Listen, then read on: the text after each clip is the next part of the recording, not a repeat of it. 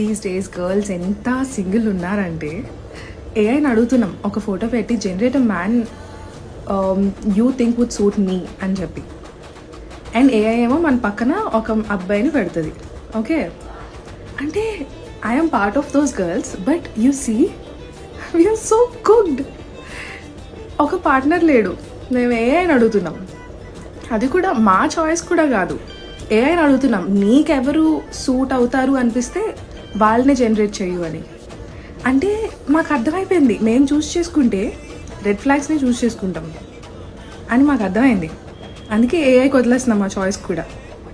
ఆ ఏఐ ఏం చేస్తుంది తెలుసా, ఒకటే మనిషిని డిఫరెంట్ స్టైల్స్లోని ఒక్కొక్క అమ్మాయి దగ్గర పెడుతుంది.